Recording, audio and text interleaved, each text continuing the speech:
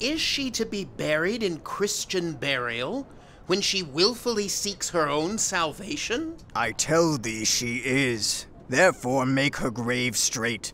The crowner hath sat on her and finds it Christian burial. How can that be, unless she drowned herself in her own defense? Why, 'tis found so. It must be se offendendo. It cannot be else, for here lies the point. If I drown myself wittingly, it argues an act, and an act hath three branches. It is to act, to do, to perform. Argal, she drowned herself wittingly. Nay, but hear you, good man Delver. Give me leave. Here lies the water.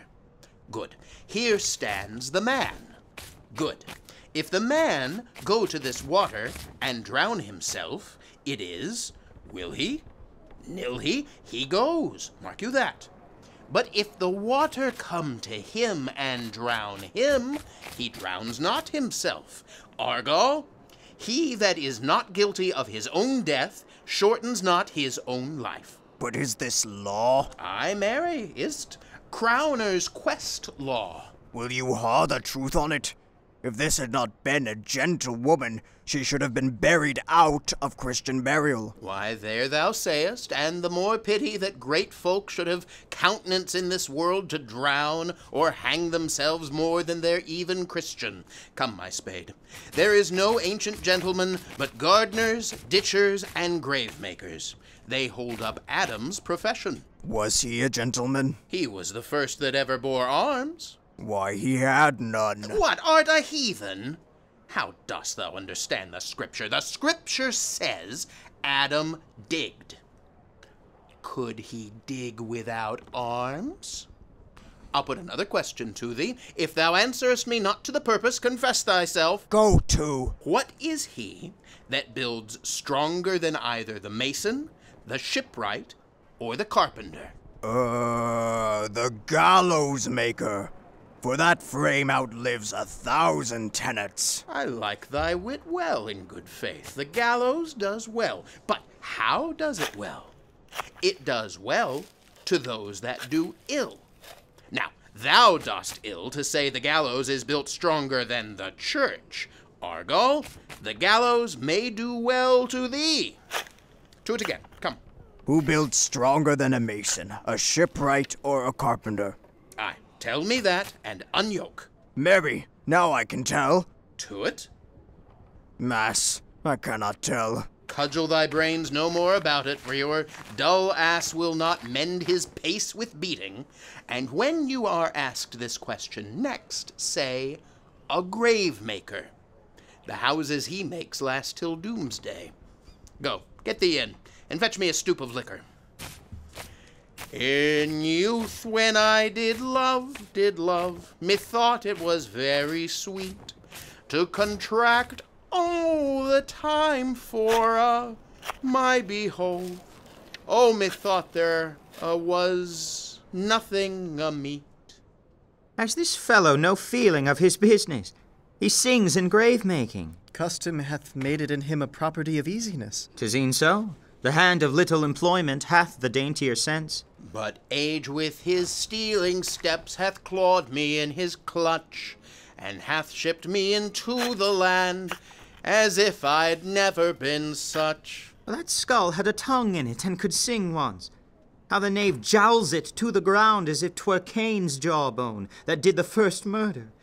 This might be the pate of a politician, which this ass now o'erreaches, one that would circumvent God, might it not? It might, my lord. Or of a courtier, which could say, Good morrow, sweet lord, how dost thou, sweet lord? This might be my lord such-a-one that praised my lord such-a-one's horse when he went to beg it, might it not? Aye, my lord. Why, e'en so. And now my lady Worms, chapless and knocked about the mazzard with a sexton's spade. Here's fine revolution, and we had the trick to see it. Did these bones cost no more the breeding, but to play at loggets with them? Mine ache to think on it. A pickaxe and a spade, four and a shrouding sheet. Oh, a pit of clay for to be made for such a guest is meet. There's another. Why may not that be the skull of a lawyer? Where be his quiddities now, his quilities, his cases, his tenures, and his tricks?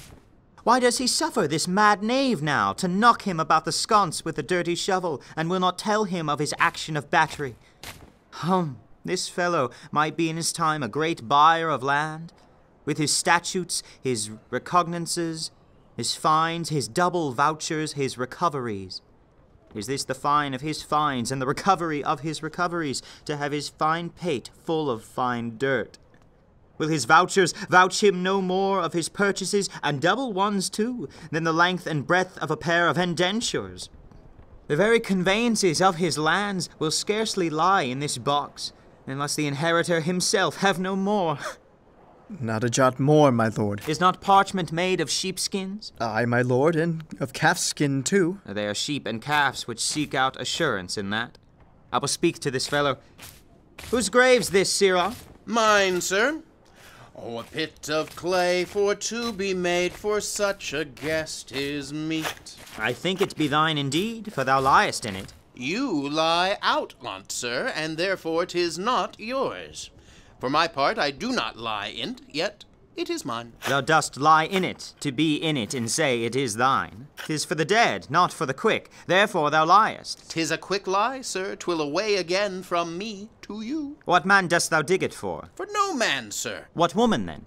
For none neither. Who is to be buried in it? One that was a woman, sir, but rest her soul, she's dead. How absolute the knave is! We must speak by the card, or equivocation will undo us. By the Lord, Horatio, this 3 years I have took note of it.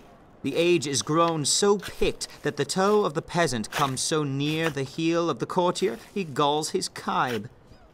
How long hast thou been gravemaker? Of all the days in the year, I came to it that day that our last king, Hamlet, overcame Fortinbras. How long is that since? Cannot you tell that? Every fool can tell that. It was the very day that young Hamlet was born. He that is mad, and sent into England. Aye, Mary, why was he sent into England? Why, because he was mad. He shall recover his wits there. Or if he do not, 'tis no great matter there. Why? 'Twill not be seen in him there. There the men are all as mad as he. How came he mad? Very strangely, they say. How strangely? Faith, in with losing his wits. Upon what ground? Why, here in Denmark. I have been sexton here, man and boy, 30 years. How long will a man lie in the earth ere he rot? Faith, if he be not rotten before he die, as we have many pocky courses nowadays that will scarce hold the laying in, he will last you some 8 year or 9 year. A tanner will last you 9 year. Why he more than another? Why, sir, his hide is so tanned with his trade that he will keep out water a great while, and your water is a sore decayer of your whoreson dead body. Here's a skull now hath lien you in the earth 23 years. Whose was it? A whoreson mad fellow's it was. Whose do you think it was? Nay, I know not. Pestilence on him for a mad rogue. He poured a flagon of Rhenish on my head once. This same skull, sir, was Sir Yorick's skull, the king's jester. This? In that. Let me see.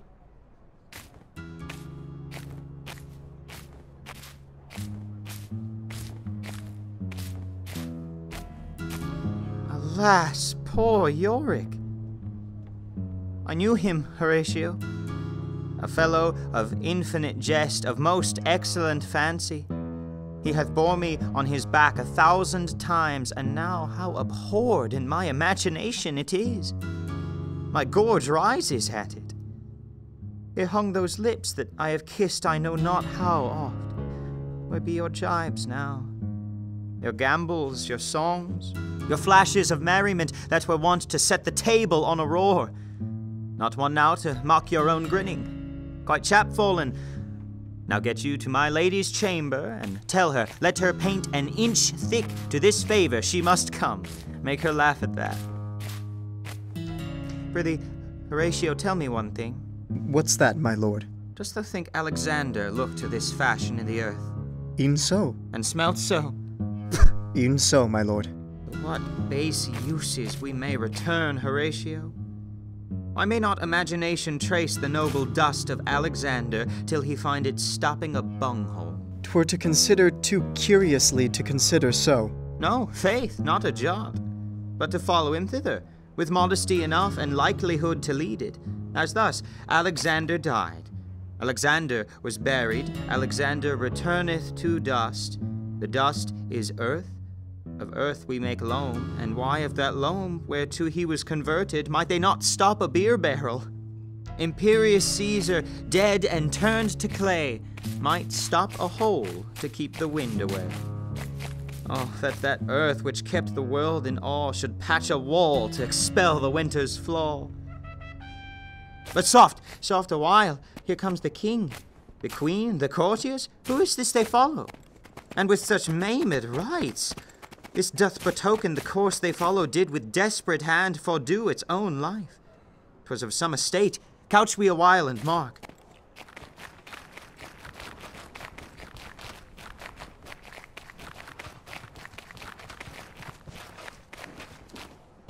What ceremony else? That is Laertes, a very noble youth. Mark. What ceremony else? Her obsequies have been as far enlarged as we have warranty. Her death was doubtful, and but that great command o'ersways the order she should in ground unsanctified been lodged till the last trumpet.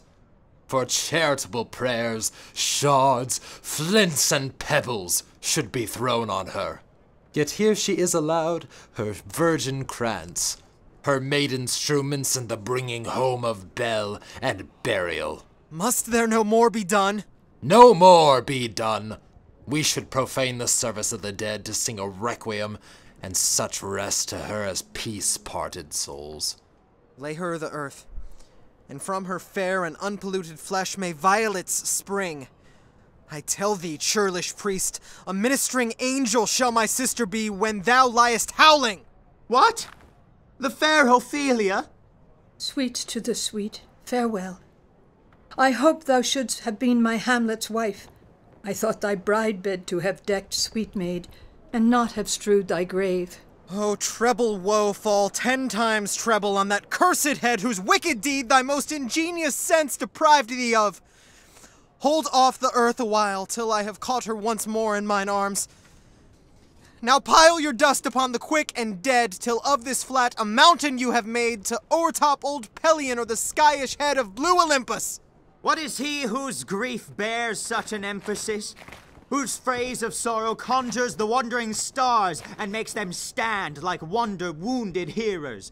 This is I, Hamlet the Dane. The devil take thy soul! Thou prayest not well? I prithee, take thy fingers from my throat, for though I am not splenitive and rash, yet I have in me something dangerous, which let thy wisdom fear. Hold off thy hand! Pluck them asunder! Hamlet! Gentlemen! Hamlet! Good my lord, be quiet! Why, I will fight with him upon this theme until my eyelids no longer wag. Oh, my son, what theme? I loved Ophelia.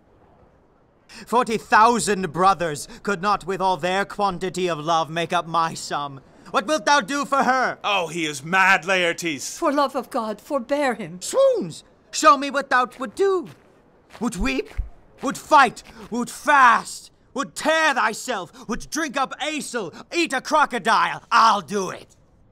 Dost thou come here to whine? To outface me with leaping in her grave? Be buried quick with her, and so will I. And if thou prate of mountains, let them throw millions of acres on us, till our ground, singeing his pate against the burning zone, make Ossa like a wart. Nay, and out mouth I'll rant as well as thou. This is mere madness, and thus a while the fit will work on him. Anon, as patient as the female dove, when that her golden couplets are disclosed, his silence will sit drooping. Hear you, sir. What is the reason that you use me thus? I loved you ever. But it is no matter. Let Hercules himself do what he may. The cat will mew, and dog will have his day. I pray thee, good Horatio, wait upon him. Strengthen your patience in our last night's speech. We'll put the matter to the present push. Good Gertrude, set some watch over your son.